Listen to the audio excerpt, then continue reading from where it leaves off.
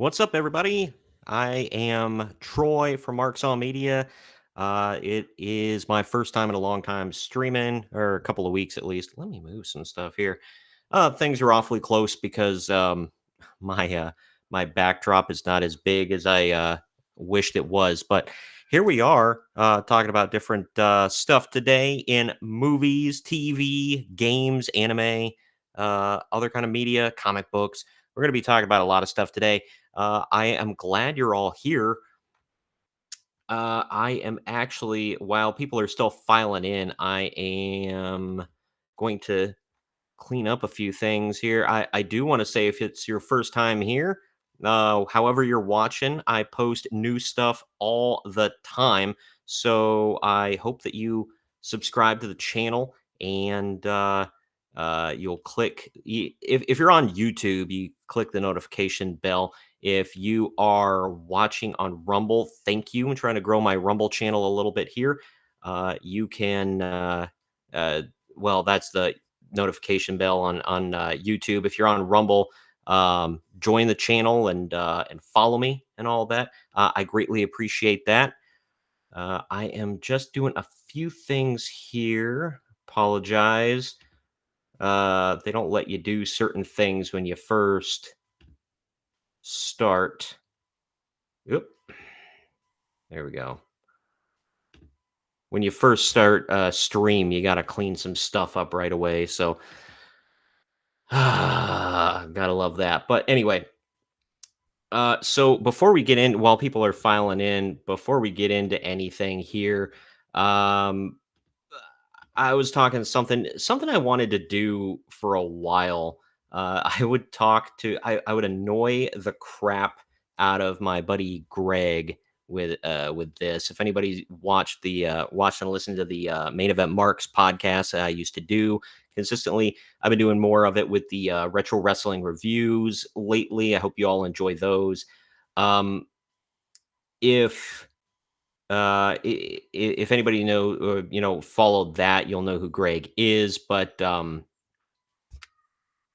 yeah, my cat is crying. I won't. She just like cries across the house for no reason, and she's doing that right now. But anyway, I would annoy the crap out of him because he didn't like thinking about this stuff. I'd be like, "Hey, what about like various movies?" I would like overthink them, and I'd bring up like I just brought it up to a mutual friend of ours. I was like, "Hey, isn't Back to the Future Part 2 kind of dumb?" And I like the movie. That's not why he's dumb. He's like, what's your point?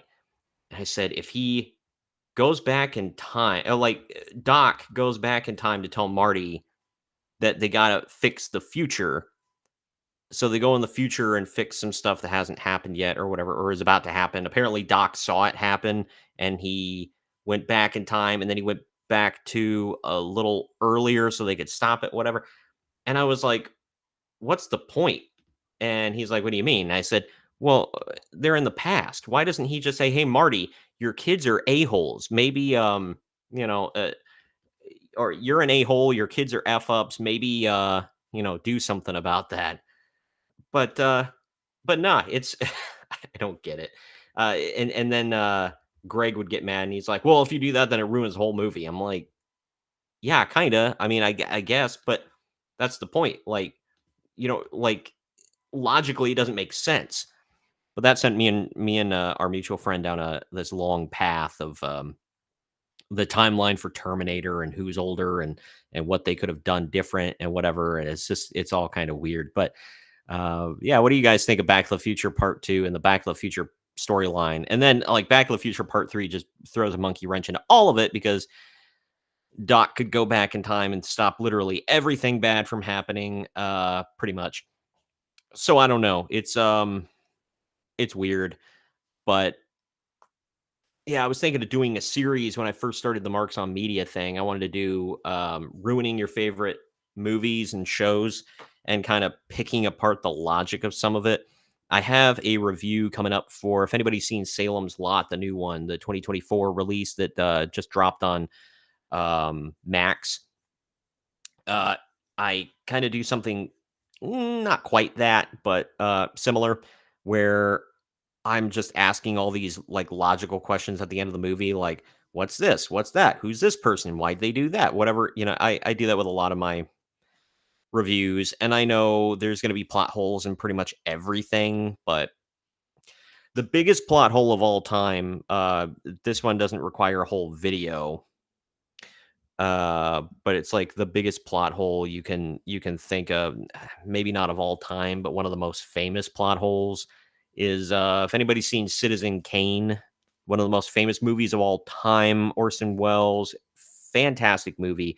I don't like black and white movies, but, I went back and I watched that, and I was like, "Damn, this movie," like, even in today's times, it holds up. It's very good. Orson Welles plays the main character, I forget his first name, something Kane, but anyway, um, the whole premise of the movie is he's, like, the most famous, richest man on earth, whatever, and as he's dying alone in his bed, he whispers Rosebud, and, like, this reporter is going through trying to figure out what, like, combing through his life, trying to figure out what the hell it means. And they never find out, but we find out at the end. I'm not gonna spoil a movie that's like a half a century old, but if you guys want to go back and watch that, it's you find out at the very end of the movie what it means. The biggest plot hole is he's alone in the room and he whispers because like he's got a snow globe in his hand and he drops the snow globe and it shatters on the floor as like when he dies after he says Rosebud. And then a nurse is like, "Oh, I heard a noise," and comes in and checks, is like, "Oh, he's dead." But who heard him say Rosebud? The nurse is too far away, as I've established. She only came in when she heard the shatter of the glass, or maybe even later. But nobody heard it. So the whole premise of the movie doesn't make sense. And like I said, it's a good movie, but either way, I think that's enough time. To get on all that. We are live on Facebook and Kick today, by the way, ladies and gents. Um, just checking my Facebook just to make sure, and we are live. Okay, there we go. Um, ba-ba-da-da-da. All right. Sorry, sending it out. If anybody wants to go check out my latest videos, like I said, I got one for spooky season next week. I've got a review of Salem's Lot 2024. There's not a lot to like pick apart with it. It was good. You'll see it more next week, Tuesday, and then I'm gonna do a review. Tomorrow I've got my next retro wrestling review coming up. It's oh, what the hell is it? I'm blanking now. Sorry, everybody. Bound for Glory 2010. That's coming up tomorrow. TNA Bound for Glory. It's my first TNA retro wrestling review. It's dropping tomorrow, and at 10 a.m. Eastern. And then next week I'm going to do WWE No Mercy 2006. So I'm trying to go all over the map with this. I haven't done ECW yet, but it's coming. It will come eventually. Giggity. Let's get into some of these stories here. The first one here isn't a story of big consequence necessarily, but it kind of ties in with the Salem's Lot thing I was talking about, and I really like this guy as a director. Here we go. WrestleMania 41 pre-sale starts now, by the way, if anybody didn't get the memo.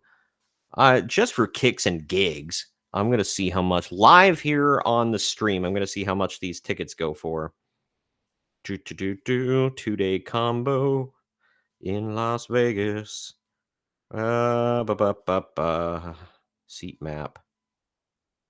No, join the queue. Oh, okay, there we go. All right, so I'm going to join the queue. God dang it, you got to sign in. This sucks. I know this is super entertaining stuff, but maybe you all can see how much these tickets are. God dang, not my password. Okay. Not my password. What the frick? Okay, F it. Nope, not gonna be able to do it. Why, man? All right. Either way, forget it. For all of you out there that want WrestleMania tickets, pre-sale starts now. But this story is not so consequential. But by the way, I'm not able to stream on X. I don't know if they block because I used to be able to. I don't know if they recently blocked Rumble from streaming there, but because if you can see, I stream through Rumble. You can see the logo right up there. I use Rumble Studio. It's the easiest for me, so it lets you stream multiple places. But here, let's get into this first story here. I thought this was pretty interesting. Doctor Sleep director Mike Flanagan and Stephen King team up again for Amazon's Carrie series. Unpopular opinion, I didn't hate Doctor Sleep. My wife hated it. My sister was not a fan of it. She liked the book better.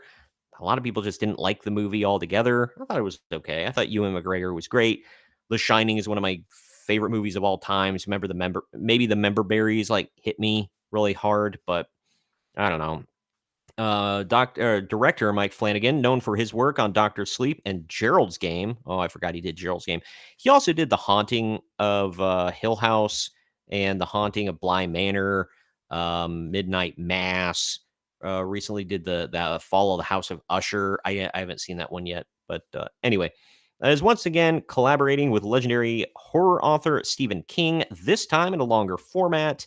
The pair is adapting King's 1974 novel Carrie into an 8-episode series for Amazon. According to Deadline, Flanagan will serve as the showrunner of the series.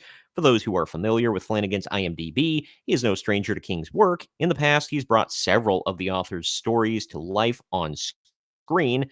Carrie is the novel that put King on the map, and in so doing, I'm not sure that's grammatically correct. It launched his career as one of the most prolific and successful writers of all time, not just in the horror genre. The story follows a young girl with telekinetic powers who, after enduring relentless bullying from her classmates and suffering under the control of her domineering and often sadistically abusive mother, unleashes devastating powers. We all know that. Real quick, to pull away from the story. Does Carrie need another remake and a short story? Is there enough story for a short story or a series? I mean, like a mini series. Carrie is not that big, and it's an okay story. It's fine, but it's fine. Like it doesn't require. I guess there was another remake besides just the one with Chloe Grace Moretz in it. There was another one I never heard of, I never saw, so it kind of like fell by the wayside. But why do we need another Carrie anything, especially a mini series? Like, I guess the movie didn't do enough. How deep is Carrie? I really don't think it's like it requires a mini series. Of all the Stephen King novels, you could be like that one, not it, which is like that thick, and the audiobook is like 80 hours long. It's longer than the Bible. And it really does go super deep with every character. Everybody gets a backstory, even like side bully characters, whatever. You get everything from there.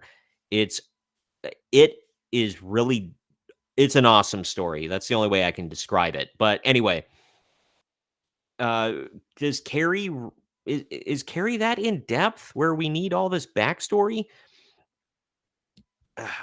I really don't think so. Getting back to the article here a little bit, but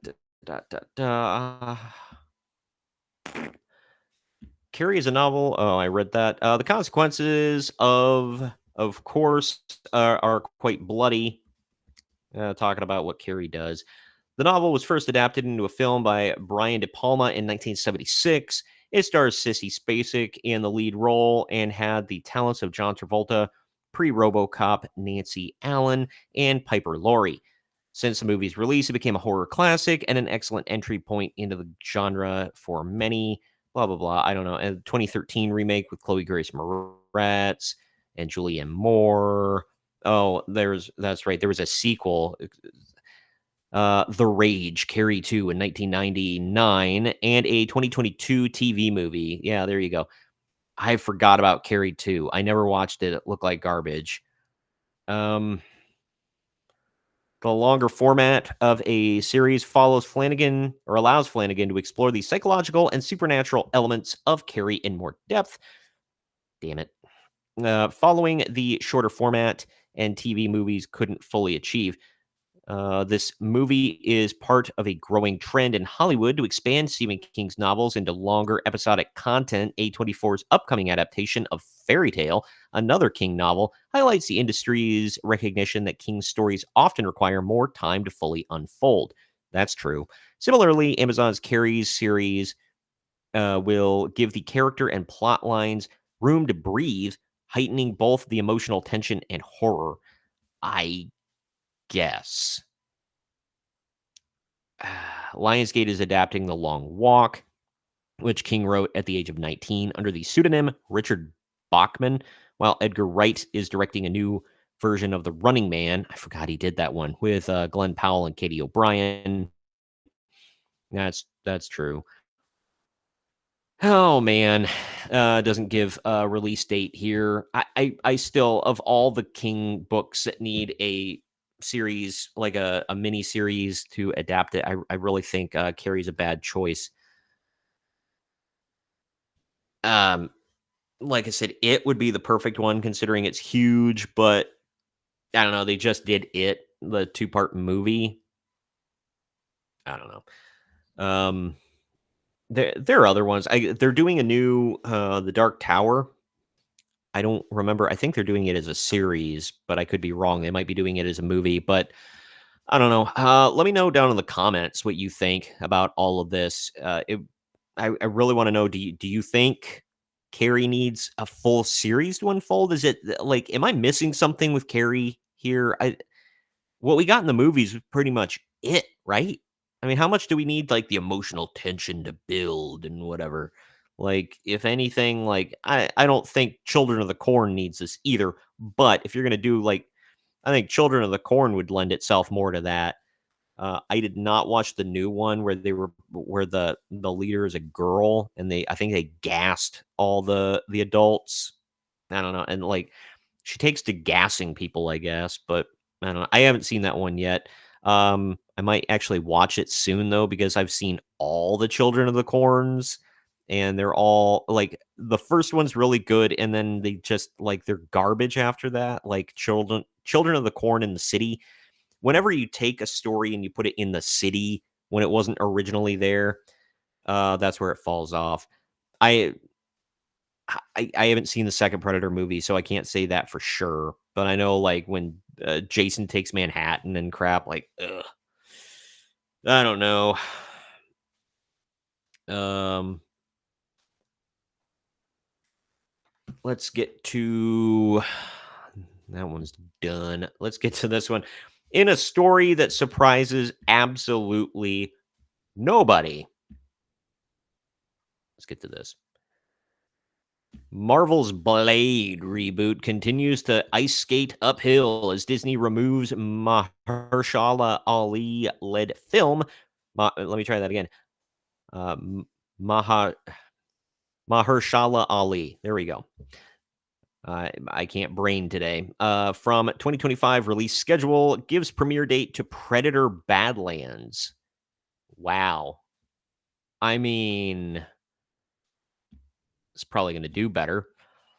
It should seriously not be this hard to make a movie whose basic premise is cool black guy kills a bunch of vampires, sometimes using katanas. But alas, Marvel Studios has found a way. Hey, man, where there's an idiot, there's a way. And there's a bunch of idiots here. Like it's like looks like a monkey trying to hump a football. Like it's just why? They pumped out 3 of these bastards back in like the late 90s and early 2000s and you can't do one? At least 1 or 2 of the originals were good. The third one was kind of crap, but that's beside the point. I really feel bad for Mahershala Mah bleh. Ali. I feel bad for him. I can't. There are some days like I just can't pronounce certain words. I cannot pronounce the poor guy's name today, and I like him as an actor. I feel bad. There are some days where it's like, ugh, tongue tied. But either way, in the latest stumble for the infamous. Or for their infamous stuck in development hell attempt to bring Blade into the Marvel Cinematic Universe, following a number of delays and setbacks to its production, Marvel has now completely removed the Daywalker's solo film from their upcoming 2025 release schedule. Yeah, why? As relayed to the public by numerous entertainment reporters, including Deadline's Anthony De Alessandro. Okay. This development regarding the Mahershala Ali led project was first confirmed on the morning of October 22nd when an update to the House of Mouse's theatrical plans revealed that not only was Blade no longer set for its November 7th, 2025 premiere date, but also that its slot had been subsequently given to the next Predator franchise entry, Predator Badlands. If it's at least as good as Prey, it should be watchable. And while it certainly doesn't inspire confidence in the titular Vampire Hunters MCU prospects at current, and without any official word from either Marvel Studios, Disney, or Ali himself, it seems this latest schedule change is currently being considered as an indefinite delay rather than a full-on cancellation. It's dead. It's done. Bury it, stake it, whatever.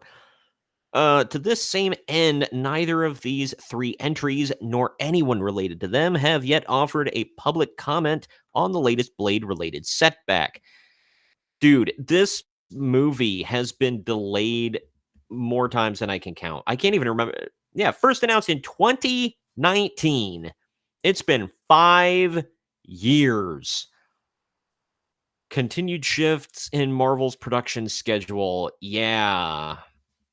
They've gotten rid of directors. They've switched talent. They've switched the whole damn story. Apparently, originally, I guess Ali was fighting with the studio because they wanted Blade's first movie to involve Blade and his daughter that nobody knows or cares about, and he was basically going to hand off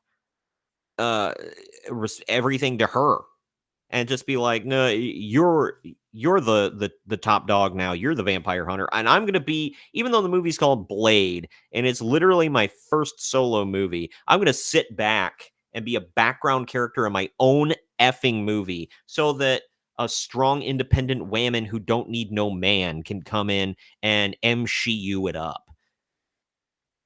And Ali said, no, no, thank you, no, thank you. And they apparently had to rewrite everything.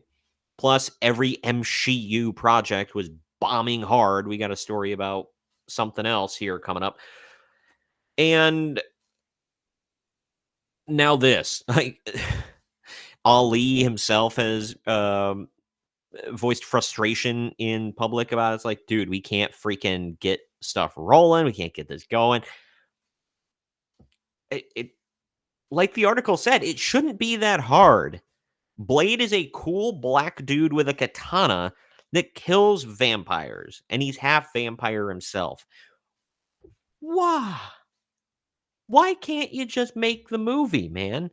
And they've proven with Deadpool and Wolverine they can make at least a somewhat entertaining R-rated film. But it's not good enough. No, no, no. Can't do that. Can't have that. And then wouldn't this be more representation that they'd want? Oh, we finally have a prominent black man who's not Falcon taking over for Steve Rogers' leftovers, like, or Rhodey coming in there and taking over for Tony Stark's leftovers. You know, Blade is his own dude. But nope, Blade is just stake it, bury it, burn it, salt the earth. Well, switching over to DC from Marvel now. Who could have foreseen this would have been an issue? I can bring the damn thing up here. Joker 2 sets release date for 4K I think Ultra HD, Blu-ray, and DVD after theatrical flop. Who could have foreseen turning this into a musical and completely defenestrating the Joker, gelding him? That wouldn't work out so hot. As I mentioned in my previous video about this movie bombing, not to if you don't want any spoilers, cover your ears for the next like 10 seconds, but it picks up right where the last movie left off, where he's being taken to prison. He's brought into a room, undressed and these cops like circle him and gang struggle snuggle session him, if you know what I mean. I'm trying to use the YouTube safe language. But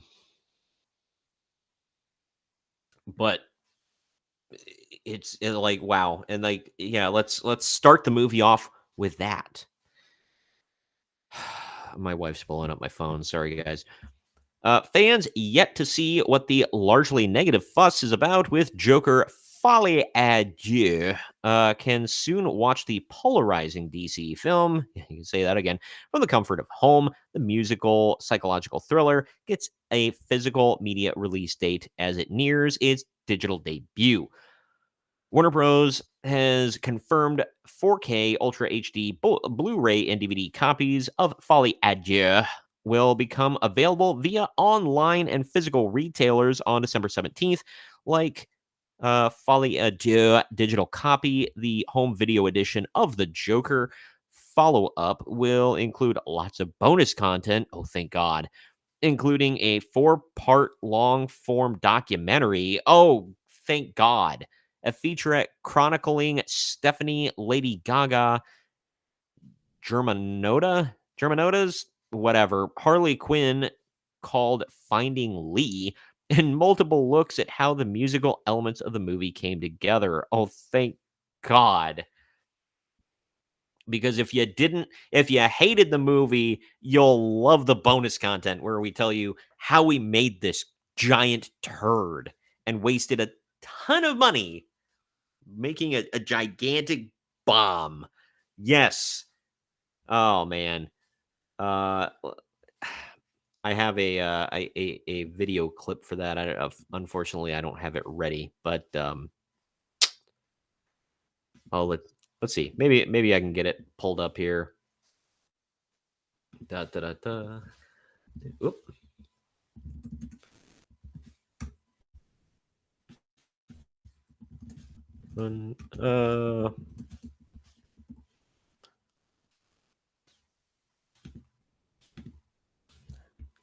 Yeah, because when you pull up the film, you'll think this, and then if you don't think this with the film, then plug yourselves in because you'll thank it for the bonus content. That is one big pile of shit. There you go. Is it freezing up for you guys? That's weird. Froze up for me for a second. I think it's just my computer and my connection because I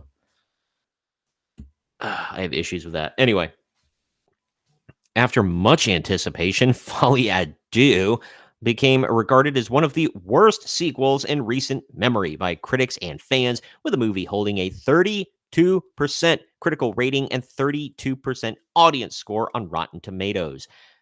It's really something when you can get the viewers and the critics to all agree that your movie was a giant flaming hot turd. Warner Bros. And DC Studios had high hopes for the sequel after Joker became the highest grossing R-rated movie ever for almost 5 years at $1.082 billion and won multiple Oscars, including Best Actor for lead star Joaquin Phoenix. However, Folie à Deux is struggling to make back its $200 million budget. You think? Not including marketing and distribution costs, by the way. So it's probably more like $400 million, but who's counting?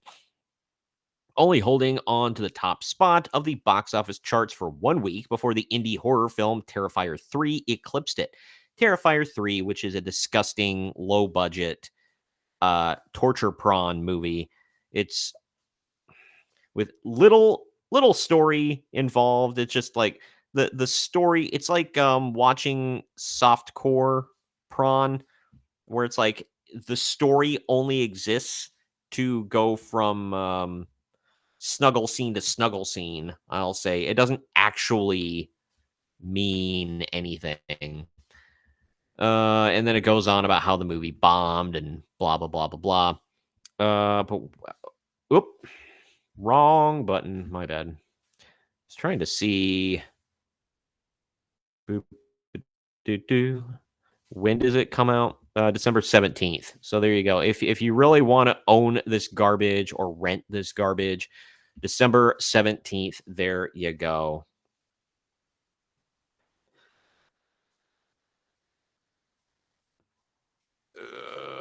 Sorry, replying to the wife real quick. Is anybody else tired of like election news? Is everybody else just kind of ready for it to be over? It's kind of like a holiday, but more stressful, I think. Like sometimes I'm kind of over Halloween. I like Halloween. But I'm at this point where I'm like, can Halloween just be done? Kind of over Halloween. I know Halloween doesn't come up until, when is it? Next Thursday. I might be able to do another stream on Halloween. That'd be fun. I'm kind of over it. We did almost all of our Halloween stuff already. Me and the wife, and it was fun. Had a good time with it, but I'm over it. Want to move on. Thanksgiving and Christmas time, baby. That's my favorite time because obviously there's not a lot to do for Thanksgiving, so you just kind of you do stuff for Christmas, and you prep for Thanksgiving, but you do stuff for Christmas. I have too many damn programs open. I gotta close that. Anyway, and I'm planning on doing a lot of. I'm hoping to do a lot of cool stuff for Christmas this year. See more stuff, and light displays, and if there's any activities going on. There's a town near us that does like a little Christmas village thing with like horse-drawn carriages and that kind of stuff. It's fun just to walk around. We're not supposed to get a lot of snow in the Midwest this year, which is nice. For all of you checking us out, if you could, if you want to follow us on YouTube, that would be great. I'd love you to subscribe on YouTube. It's youtube.com/@marksonmedia. If you want to support on Rumble, that is great too. Rumble.com/C/marksonmedia. You can also follow on X or Twitter. Unfortunately, like I said at the beginning of the stream, I was not able to go live on X for whatever freaking reason. They changed their stuff recently. So if you want to follow on there, though, I am active on there quite a bit. It's at marks_on_media. And Instagram, it's the same, marks_on_media. And on Facebook, if you want to follow on Facebook, I'm trying to get more active on there. It's facebook.com/marksonmediatube. I don't know.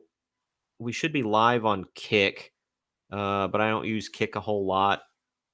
I just now, because Kick was not working for me to stream on for the longest time, and I don't know why. Something kind of broke, but I fixed that, so we should be live on Kick now. Let's get into video games here.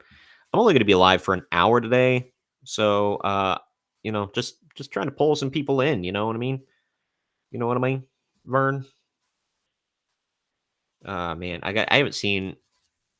Has anybody seen the Ernest movies? You know what I'm talking about? My wife never grew up on Ernest, so she doesn't appreciate Ernest. She only knows him as Slinky Dog from the Toy Story movies. Well, the first two, I think.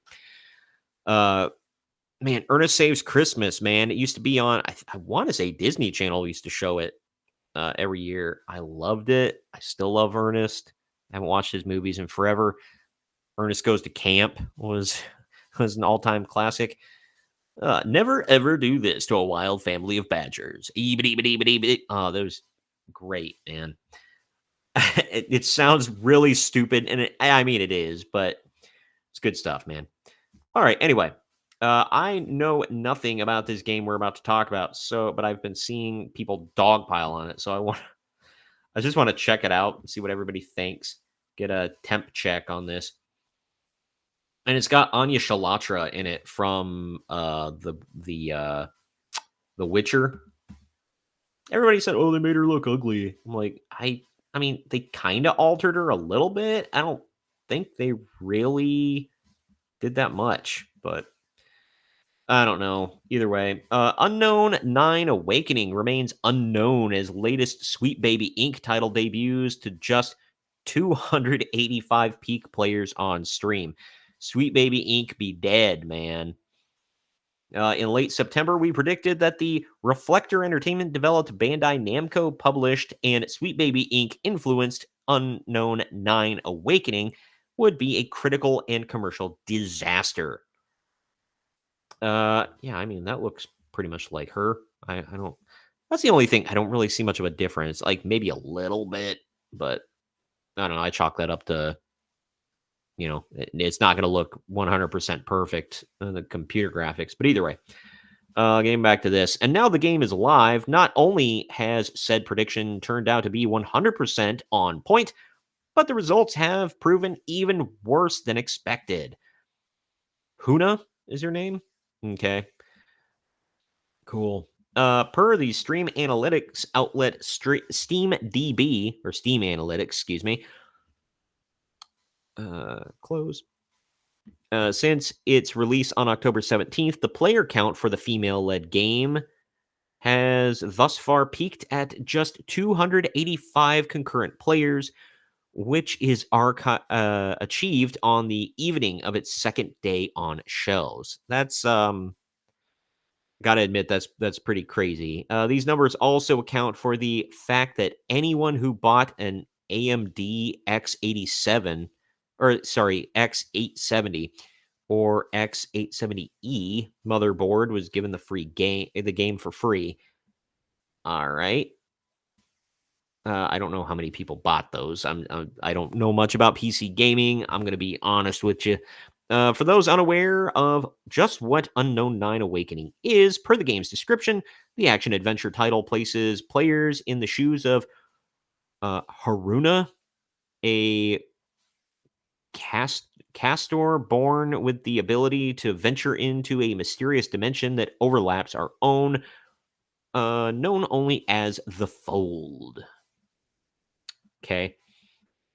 Quote, on her quest, the powerful hidden knowledge, Haruna will learn to master her unique connection to the Fold, which allows her to channel its powers into our world. It continues, but such power does not go unnoticed, and Haruna quickly becomes the target of a splinter faction calling themselves the Ascendants, who want to use the Fold to alter the course of human history.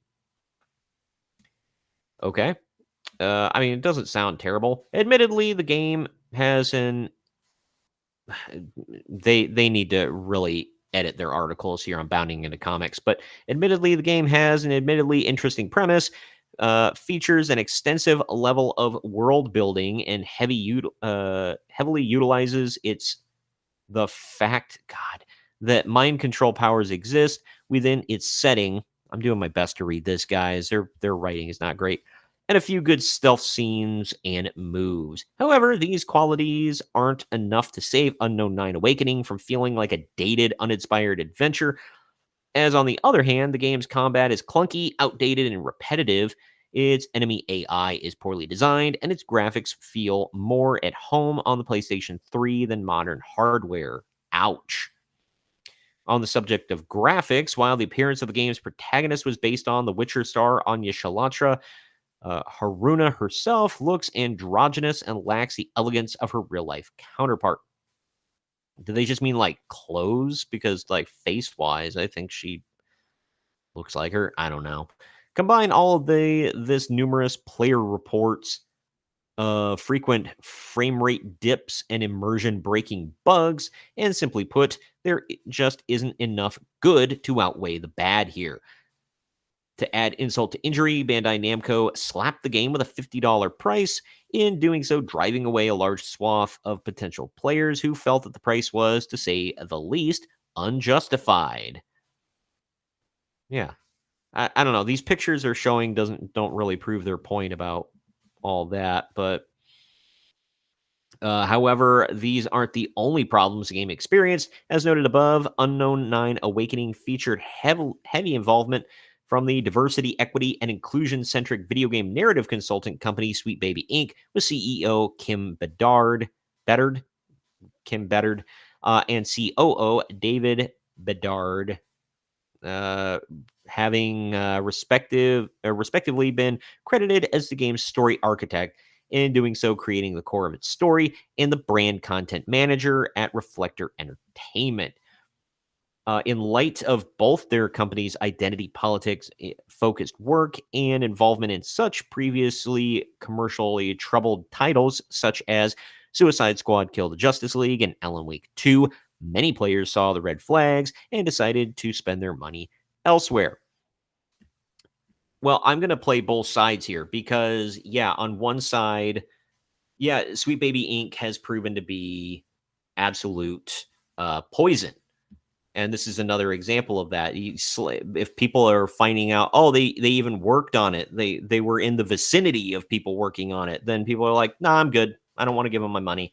And they just keep driving off more people with public comments and like really hateful stuff that they say in public now, too. That's just like, ouch. They're not doing themselves any favors and they don't seem to care. They just yell and scream and kick and give us money, damn it. And people just don't want to. But on the other side of that, there are valid criticisms besides that where the frame rate drop is whatever. I don't like that's never really bothered me too much. I know some people, like I talked about my former co-host Greg that passed away. That was a big thing with him. He noticed that crap. He would notice if like there were a lot of games where they're like, oh, we'll do a day or a week one patch for this game. We're only releasing it in however whatever p I don't pay too much attention to the graphics, but basically a lower frame rate, and then they would like upgrade it along the way. And he's like, it's complete bull crap. And I've made my feelings on day one or week one patches known, where I think it's complete BS. They really do need to hire beta testers. This is their way of making you their free beta testers. Actually, you pay them to be the beta testers now. And repetitive gameplay is annoying. I know a lot of the early Assassin's Creed, well, actually, I think all Assassin's Creed games suffer from that. That's why I fell out of Assassin's Creed after I think the third one was pretty good. I own that one. I never did finish it. And Black Flag, it's a little repetitive. But other than that, yeah, repetitive gameplay, nobody, that'll turn people off. And all the bugs, immersion breaking bugs, yeah. The bugs especially are going to turn people off pretty freaking quick. And they're not going to come back. They're going to turn your game off. They might ask for a refund, and then they'll never be back.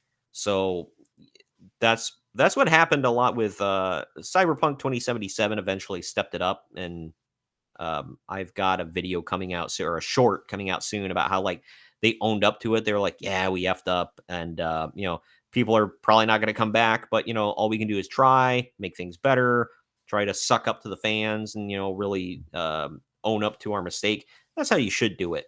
But I don't know. This is not a known property, whereas Cyberpunk kind of was, and CD Projekt Red had the benefit of the doubt. This game did not, and a lot of people were kind of predicting and rooting for it to fail from the beginning. So I don't know. I really didn't see too much other than people dunking on it. I didn't see too much about Unknown 9 Awakening.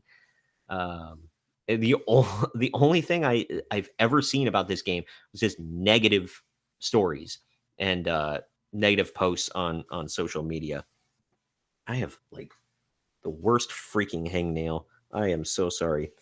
Am I the only one that just didn't see anything positive about this game?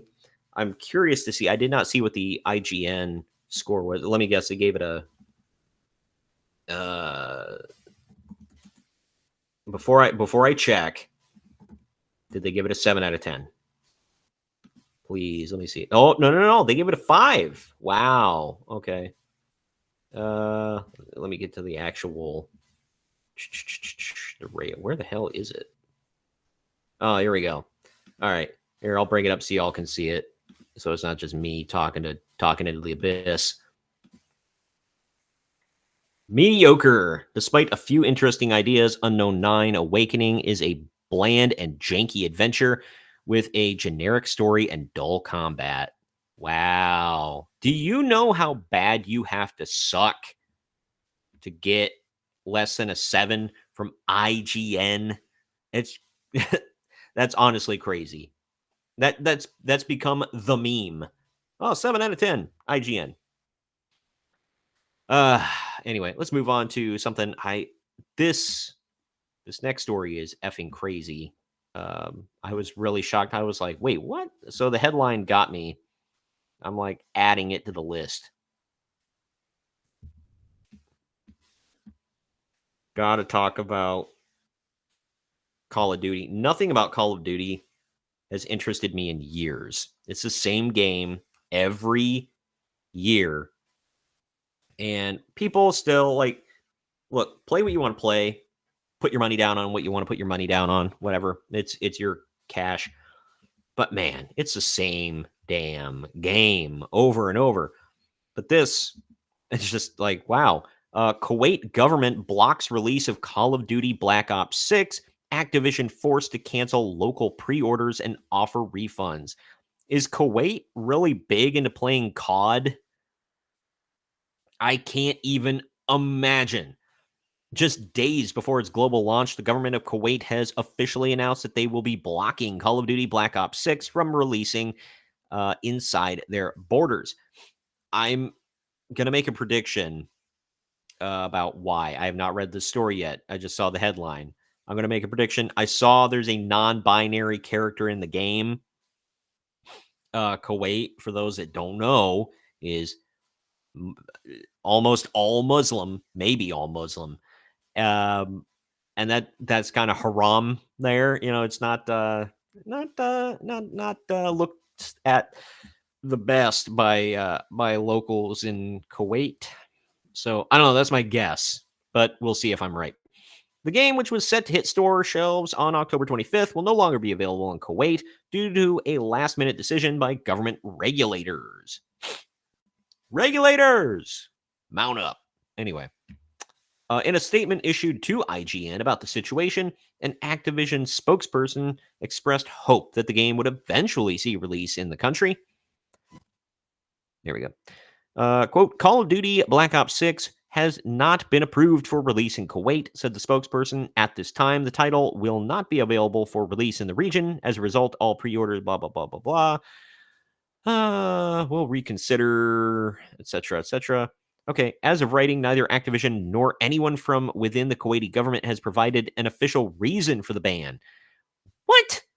You can't just give me blue balls like that? What? You got me almost there. Almost. Damn.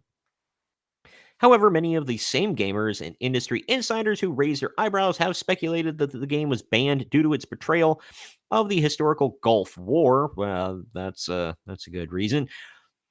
As not only does the conflict hold significant historical and political weight in the Middle East, but Black Ops 6's promotional materials feature appearances by numerous world leaders involved in its events. Oh no. Including U.S. President George H.W. Bush, UK Prime Minister Margaret Thatcher. That's interesting. And even Iraq President Saddam Hussein. Who was it? I want to say there was a game where you get to take out Fidel Castro.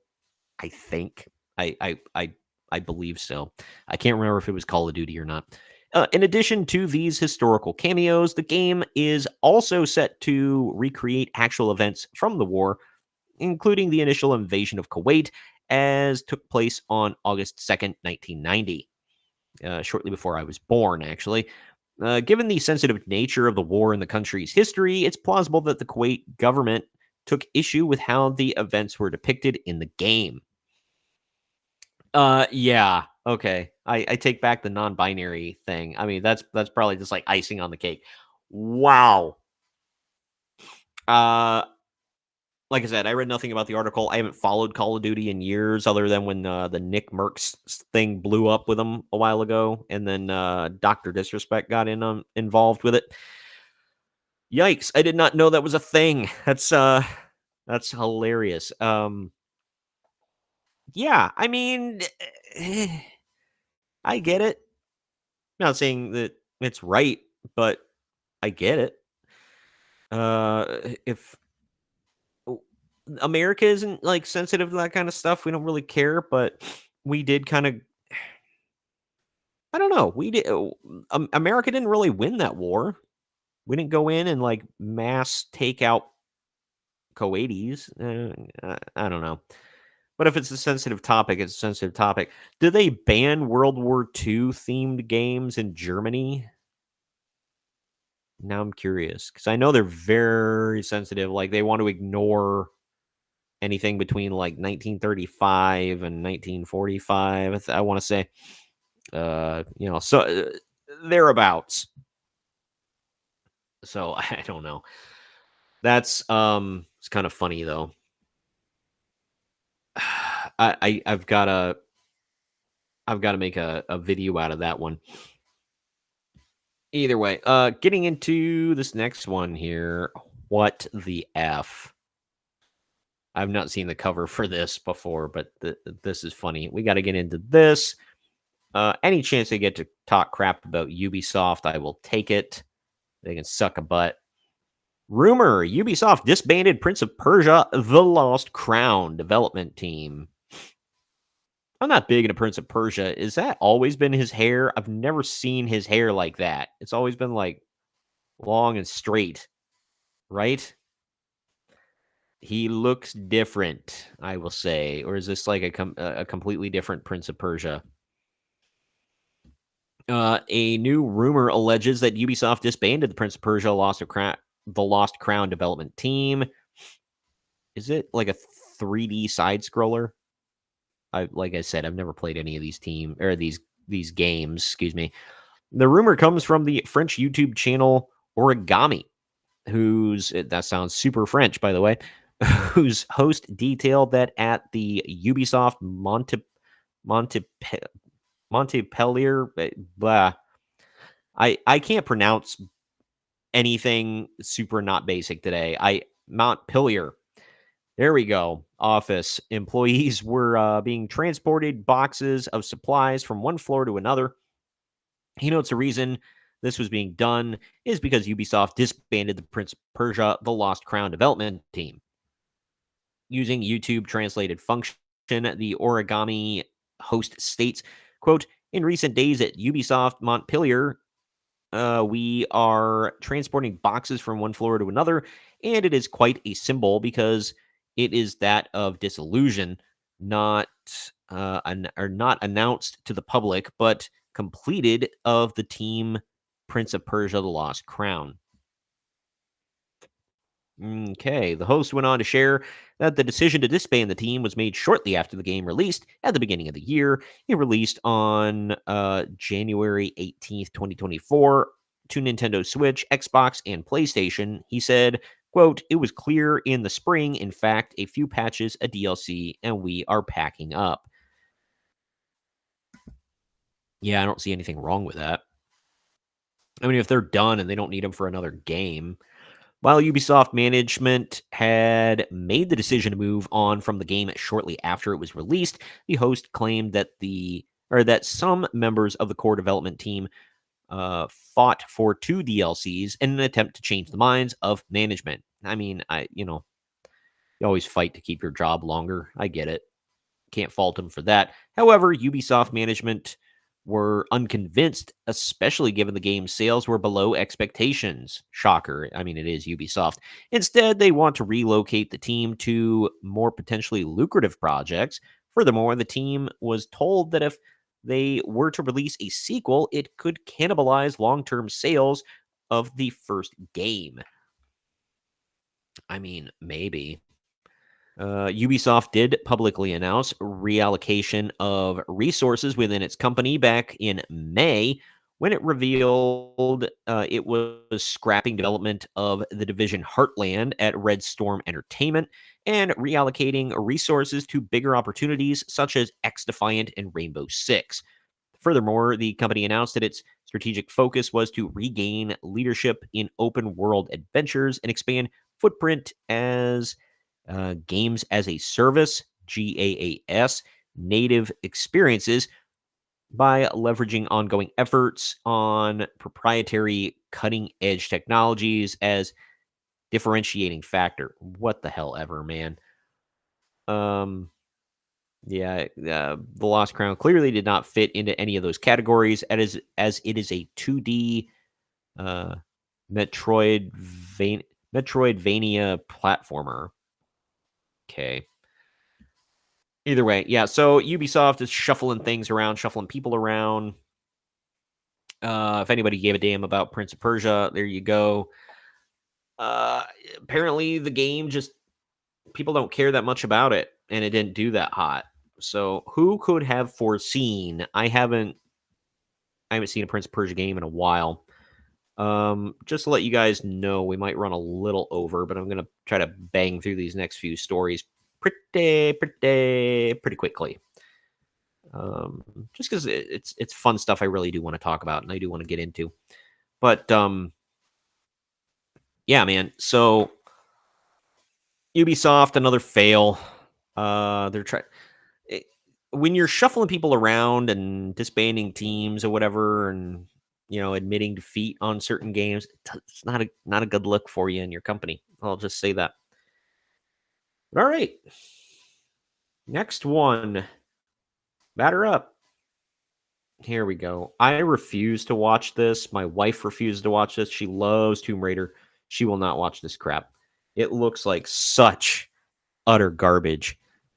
I also love anime and anything styled like anime. I know this isn't technically anime because it's not made in Japan, but it's styled a lot like it's like a combo between anime and modern American graphics. I don't know. It's not the best. I'll say that. Almost kind of I want to almost say low budget kind of animation looking. Not the greatest. But it's Netflix's Lara Croft. Tomb Raider: The Legend of Lara Croft fails to chart on Netflix's top 10 list. Here we go. The show failed to generate even 1.8 million views, which was the amount of views that Prison Break Season 1 generated for the week of October 7th through October 13th, 2024. Tomb Raider: The Legend of Lara Croft debuted on Netflix on October 10th. Here we go. Outer Banks Season 4. Nobody Wants This Season 1. Monsters, the Lyle and Eric Menendez story. God, why is that so damn popular? Gross. Love is Blind Season 7. Again, why is that so popular? The Amazing Digital Circus Season 1. Ali Wong Single Lady. Ugh. Heartstopper Season 3. I've heard of almost none of these shows. Unsolved Mysteries Volume 5 is on there. Yikes. And then Prison Break Season 1. Whoo. It can't even break that. Holy cow. But not only did the show not chart in its first week, but it failed to chart in its second week as well. Of note, the animated series Gundam Requiem for Vengeance Season 1 did chart with 2.4 million views, which was good enough for 7th place. Wow, some of these shows that beat it out. A lot of true crime there. That stupid Menendez story is still it's always on there.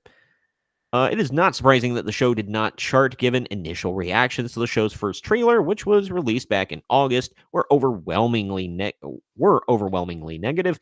As of writing, that first trailer has over 17,000 dislikes to just 10,000 likes. And there you go. They've got that special plugin that shows that kind of stuff. There's different ways you can do it, because if anybody remembers the YouTube unceremoniously removed the dislike button for like a long time ago, for smaller creators so you don't hurt their feelings. But no, it's actually for the big corporations that get their crap just shoved in with these trailers that everybody hates, and they don't want people to know that everybody hates it. But anyway, numerous comments at the time trashed the show. One person wrote, "I see Laura is still falling repeatedly." Another stated, "Oh boy, they left the comment section open again. Haha. Someone needs to teach Netflix what the definition of a teaser trailer is." Yeah, you are correct. One person questioned why Laura Croft's iconic pistols were not present in the trailer. Where are her guns? Oh, it's a prequel, you see. We got to have a backstory as to how she gets dual pistols. Super interesting, deep stuff. Yeah, everything needs a backstory. Ugh. What the hell? The showrunner admits show is written for little girls as much as I'm writing it for big girls. Well, little girls and big girls hate it. So it's for neither of them. Men hate it too. The new Lara Croft games on Xbox and PlayStation, I think. But anyway, the new Lara Croft games, the new trilogy, is just female Nathan Drake from Uncharted. It's not actual Tomb Raider. And this, yuck. As the trailer got trashed, showrunner Tasha Huo made things even worse by admitting that she wrote the show for little girls. It asked if she made it for a younger audience. She responded, "Yeah, the hope was always that everyone could watch it. If you played this game and you have young kids, you could sit and watch it and enjoy this world with them. It's sort of a gateway drug to playing the video games if you're younger. But also, I definitely wrote it for us, for adults, for people who played the games their whole lives and really enjoyed it. And so the themes are very adult." Yeah, there's still a lot of violence, but the animation, you're right, does allow for it not to feel as graphic. And so it does create a bigger space for more people to enjoy, which hopefully they do, she added. Huo then concluded, I'm writing it for little girls as much as I'm writing it for big girls. Yeah, you're not writing it for anybody. On top of that, Huo also claimed that Lara Croft was a cold figure because she had previously been written by men. Yeah, that's it. No, because she was different. She was a badass. You want to talk about a strong, independent woman who don't need no man? Like, the original Lara Croft was that, and she wasn't really a hero. She was like an anti-hero kind of. I don't want to go as far as calling her a villain. She wasn't a villain, but she wasn't a good person. That was not her character. Everybody who has done Lara Croft in the past 10 years has ruined her. Yeah, and she said, think it was fun to be able to have one scene where she does an incredible feat of strength or agility or what have you, the Laura thing, and then another scene where she's hugging a friend and is emotional with them. I think that's something we definitely wanted to explore in terms of Laura's womanhood. God, and you made her look like that. That is not Lara Croft by any stretch of the imagination. And what is that? What is that? Right here. God. Because historically, she's been written by men So she had been kind of a cold figure. No, that was just her character, man. And that's why people liked her. And I know she's not like that. Oh, you do, because you created her. So that was the exciting part to see sort of behind the veil and how she is in everyday life, she shared. This woman, I hate these twats that do this crap. Men and women, by the way. I work with a lot of women. That includes the men. Who attempted to do some damage control given the negative reaction to not only the trailer, but her comments as well. She spoke to Entertainment Weekly, telling the outlet there's a desperate concern that the show is going to be too modern and not be enough of the Laura we know and love. I just want the fans to know that this is the show that we've all been waiting for as fans. It feeds into all the stuff we love from the original games. This is a show made by fans from top to bottom, she declared. Whoa! While she attempted to do damage control, those who watched the show saw their fears concerned.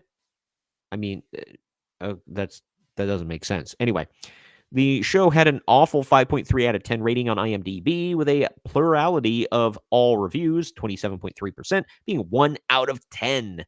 Review bombing! All these review bombers. I hate you. Racist, sexist, homophobic, whatever. Yeah, look at that damn haircut. What the hell is that? Oh, here we go. And a critical drinker also lampooned the show. He said, quote, aside from the god-awful Resident Evil series that I'm still having therapy for, I don't think I've seen any show misuse its source material in such spectacular fashion before. Tomb Raider is an effing embarrassment that shames the very name of Lara Croft, sacrificing character and story integrity to work in the tedious and cringy tropes of modern writing, wastes its talented voice cast on clunky dialogue, and rams it all home with crappy animation that looks about 20 years out of date. In short, it's boring and it's a boring pandering mess that proves once again why Lara Croft absolutely cannot be adapted for modern audiences. Yeah, everybody's got to be a blubbery, emotional piece of crap. Whine, whine, wah, wah. That's never what Lara Croft was. She wasn't about respecting the dignity of other cultures and preserving their legacies or whatever. That was never her. She wanted to raid tombs because she thought it was fun and cool, shoot people, and steal things that she could either display proudly in her home or sell for money because she's rich and she wants more money. That's kind of about it. She kicked some ass in the process, solved some puzzles, all that good stuff, but that wasn't good enough for these people. No, everybody's got to cry nowadays. I'm so sick of it. Everybody has to frickin' cry and can't just be stoic. Ugh. Anyway, annoyed with that one. This one shouldn't take too long here. All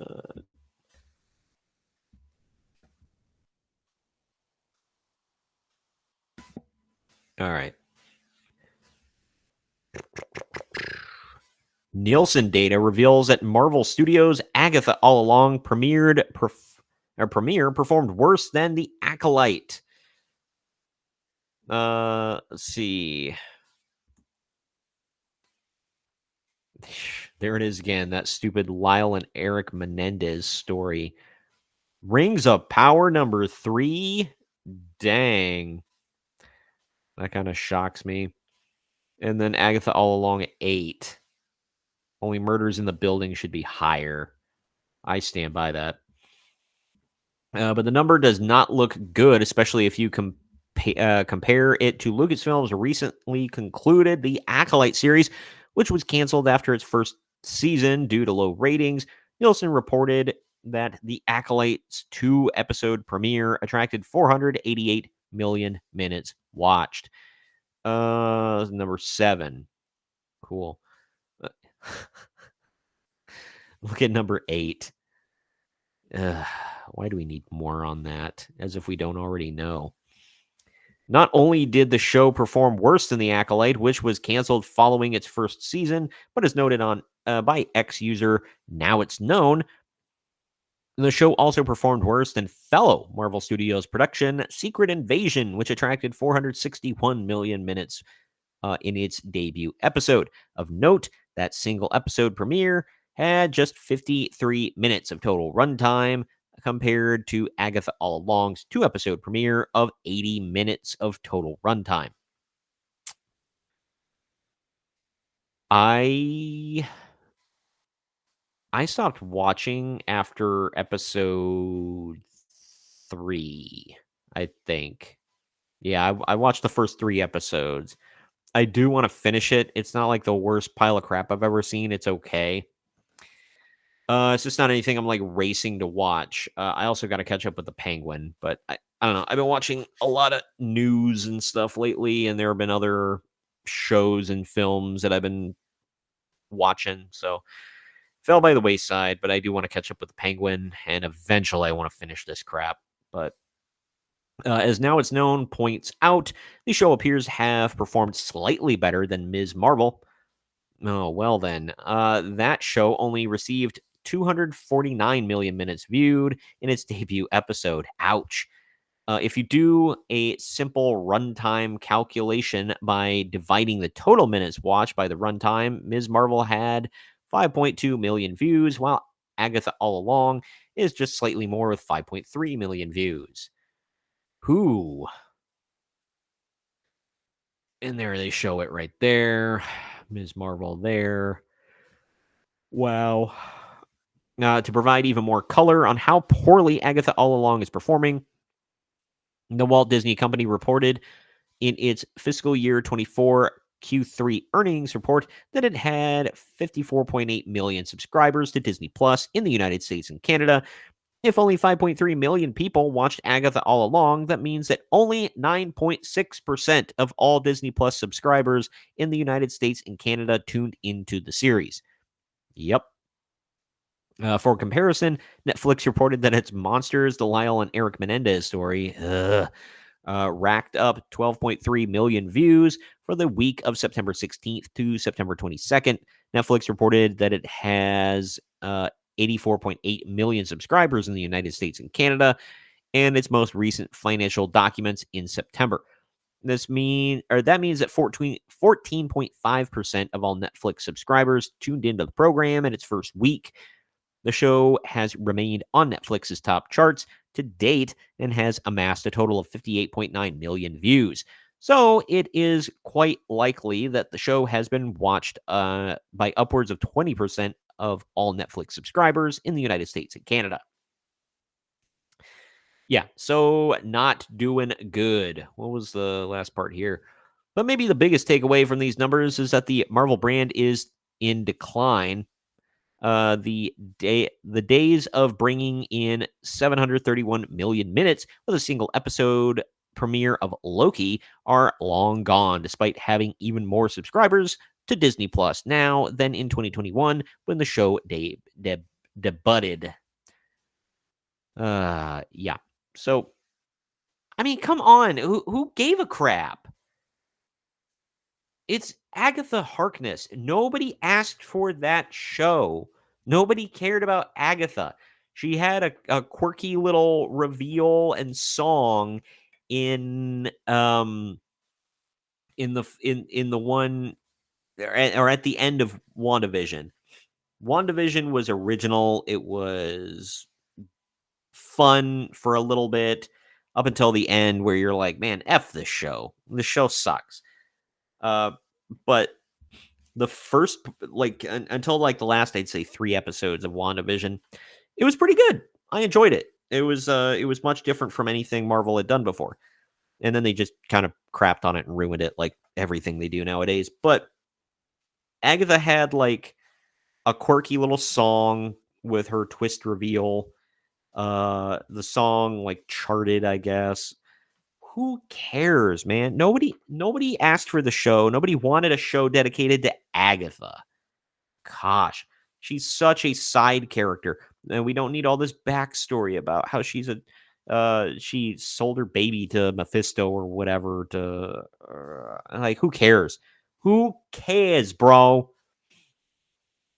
So far the show has not been good from what I've seen. It's been tolerable. It's been okay. But overall, it's not all that good. I cannot find a good spot for this. No, I can't put it there. Everything is all cattywampus today. I really need a better backdrop. This is just temporary because best I could come up with on short notice. Either way, before we dive into our last two stories, that I got one anime story and one comic book story to wrap up. Pause for station identification.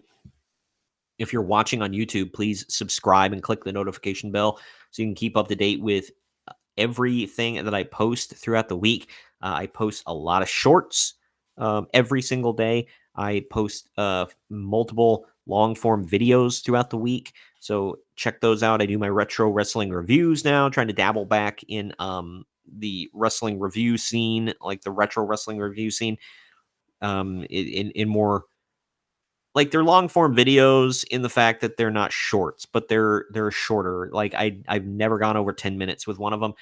So far I've done All In 2018. I've done Bad Blood, the very first Bad Blood from 1997, Bad Blood in Your House. I've done the Raw in 97 where it was from Madison Square Garden where Austin stunned McMahon. I just did Halloween Havoc 89. Tomorrow I'm doing TNA Bound for Glory 2010. So, and then next week I'm doing WWE No Mercy 2006. So I'm all over the map. I'll throw some ECW in there eventually here soon. But I'm having fun doing it. I like doing a little bit of wrestling, whatever. And then it's all tied to like one of our long form podcasts that Greg and I have done too. I always link that at the end of these videos, so you get visual of. I've got clips from the actual event itself that you can watch and over my audio and whatever, and my review. And then at the very end, you can click to actually listen to Greg and I with our long form podcasts that go anywhere from an hour and a half to 2.5 hours, depending on the event and how much we have. And we actually, at the first half of those podcasts, are us talking about the news that happened within like that week of the event. So it's retro wrestling news on top of just the event review itself. So a lot of good stuff here. This is more of like a breakdown of the event itself and kind of the ratings and whatever I give it and the significance of the event itself and blah blah blah blah. But yeah, so if you like the retro wrestling stuff, that's coming one a week from now on. I'm gonna try to post them mostly on Fridays, but depending on the significance of the date and whatever, I may change that up here and there. But yeah, if you could click the to subscribe to the channel and click the notification bell, stay up to date with all of that. I'm also on Rumble. If you want to follow the Rumble channel, it's rumble.com/C/Marks on Media. X and Instagram, it's Marks_on_media. And I am on Facebook as well, Marks on Media Tube. So if you look that up. But our final couple stories here, I wanted to talk a little bit about Pokemon and Batman, going back to the good old days here. This story about Pokemon I thought was rather interesting because it was something I was looking for a while. Just now saw this pop up, but Pokemon finally releases seasons 1 through 22 for free on 24/7 streaming channel. The first 22 seasons of the popular Pokemon series or anime series find a new streaming home for free in the United States, set to be followed by Canada, the United States, Australia, and New Zealand. Via a press release, Wild Brain and the Pokemon Company International's new Pokemon Fast free ad-supported streaming television channel went live on October 22nd via Pluto TV. So if any of you have Pluto, I don't use it, but I can on my Roku TV. I just don't. Featuring select episodes from the first 22 seasons of the popular anime series. Fans in North America can now stream seasons from Pokemon Indigo League, Pokemon Adventures in the Orange Islands, Pokemon the you'll have to correct me if I'm wrong in pronunciation here, but the Johto Journey, Pokemon Johto League Championships or Champions, excuse me, and Pokemon Master Quest and more. I want to say if you have Hulu, they're all on there too, because I want to say my wife was watching on Hulu. So I know they have a lot of Pokemon stuff on Hulu. I think they have all the original seasons, but it's got a dedicated streaming home for over 1,000 episodes. Alongside Pokemon, Pluto TV has introduced channels from Strawberry Shortcake and Friends. That's a channel. And Go Go Gadget, single IP fast anime channels are growing in popularity due to their deep catalog of episodes, the opportunity to monetize otherwise idle old content, and the potential to expose a growing overseas anime fan base to the medium through legal means. Pluto TV is owned by Paramount, a member of the MPA and ACE, whose anti-piracy efforts have been notable throughout recent years. Fellow MPA/ACE member Amazon recently unveiled its Naruto Fast channel on its Amazon Freevee service. Crunchyroll, a joint venture between Aniplex and ACE/MPA member Sony, also operates its own 24/7 Fast channel, the Crunchyroll channel. I did not know about that one. I don't follow those ones as much. I get all my anime usually from Hulu because I pay for that. Disney Plus. I know Disney Plus also has like Hulu ported into it, so I don't know if that's why they have anime. I don't watch anime on what is it? I like it to Tubi. I don't watch anime on Tubi because I found out it's all subbed. None of it's dubbed. I don't watch subbed. I know you can call me a filthy casual, but I just don't. Yeah, this is cool, man. Pokemon. I used to rush home from like school every day. Pokemon was on as soon as I got home. Got off the bus and ran into the living room, sat down on the floor, and started watching Pokemon. It was awesome, man. And then I got the Pokemon cards when I was a little older. Always been big into Pokemon. I fell out of it recently, but I did want to get one of the new.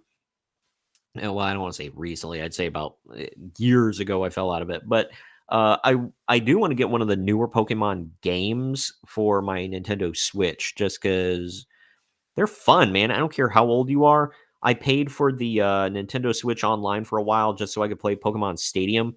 That was fun just to go back because I never had an N64. So it was cool to be able to experience that game. But yeah, this is cool. I think One Piece and Dragon Ball would lend itself to those fast channels because you want to talk about deep catalogs, man. Dragon Ball is still going with new series. It's been going since like the late 80s, early 90s, something like that. It's been a long ass time. And One Piece goes on and on and on and on and on and on. But yeah, I'm trying to get into a few different ones. I fell out of Full Metal Alchemist Brotherhood. I fell out of it for a while. I need to get back into it. I forget where the hell I left off, but the season is like 60 some episodes, whatever, but it's good. It's just, it's a lot to dedicate yourself to. Anyway, last story of the day, and then I'll be signing off. I'm actually going for around an hour and a half. I originally just wanted to do an hour, but whatever. Time flies when I'm having fun, I guess. Here we go. DC just made a major change to Batman's origin story. Here we go. Detective Comics 1090 reveals how Batman's origin story is changed when Thomas Wayne decides to save Joe Chill's life. The all-in era of DC Comics is shedding new light on Batman's origin story. One of the many titles to get a new creative team in DC All-In is Detective Comics, with writer Tom Taylor and artist Mikhail Janin taking over the Batman-focused series. Fans of The Dark Knight are surely familiar with how the deaths of Thomas and Martha at the hands of Joe Chill impacted Bruce Wayne's life. Yeah, we see it recreated in literally every piece of Batman media ever. Anyway, sending him down the path to become the Batman. DC doesn't look to be changing what we already know about these events, but the Detective Comics team is added to an extra layer of intrigue to the story with its opening story arc. The following article contains spoilers, so yeah, read at your own risk, everybody. Detective Comics 1090 comes from the creative team of blah, blah, blah, I don't care. The story jumps back and forth from the past to the present as we see Thomas Wayne saving the life of a 20-something male and his pregnant girlfriend, who is 17 years old in the past, and Batman confronting a mysterious antagonist in the present day.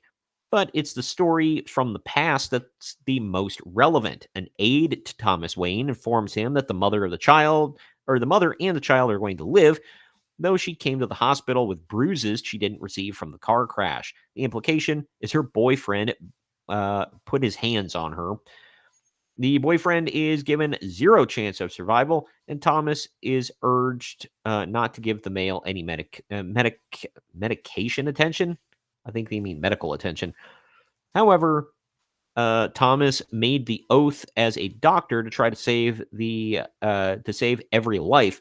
The mother, Evelyn, also asked that Thomas take her baby away and to tell the father that she lost the baby. Quote, "You're supposed to save lives," Evelyn tells Thomas. You'd be saving this one. Martha Wayne eventually gets involved and tells Evelyn that instead of giving the baby up, she can provide means for them both to flee and escape their toxic relationship together. Man, this is getting like really deep. They keep changing up the Wayne's backstory in a bunch of stuff. This is wow. Detective Comics 1090 ends with the enraged boyfriend fighting with security as he tries to leave the hospital with his face almost completely bandaged up. The male surgery was a success, and his facial burns should eventually heal, so Thomas doesn't see any reason why the man should be kept against his will. And in a shocking reveal, Thomas tells a nurse to let security know that Joe Chill can be discharged. Yeah. So Joe Chill is the mugger who ends Thomas and Martha Wayne in front of young Bruce Wayne. As the story goes, blah blah blah blah blah. Yeah. So basically, and here we go. One decision by Thomas Wayne completely changes everything we know about Batman. So it's just that he saves his life. Yeah. Whatever. He could have let him pass, but he didn't. There's also the question of how Batman will discover his father had a hand in the Faithful Night. The new mysterious villain Batman is tracking at the beginning of Detective Comics 1090 is probably tied to Thomas Wayne's actions. And then there's also the introduction of Scarlet Martha Scott, a former chief geneticist at Wayne Tech, who started her own wellness business. Scarlet is also more than likely Evelyn's daughter, which makes her Joe Chill's daughter, too. It isn't explicitly stated in the comic, but Bruce does say that his mother, Martha, helped Scarlet when she was a child in a Wayne shelter. Okay, so, the butterfly effect. He saved somebody. He saved Joe Chill. He tried to be the big man about it, so Joe Chill comes back later, and did he not recognize Thomas, or did he not care, or did he recognize him and kind of put two and two together about what happened and with his baby and did what he did? I don't know. It's weird. I haven't read. I haven't really kept up with Marvel or DC in a long time, comic wise. They've both went downhill really bad. So I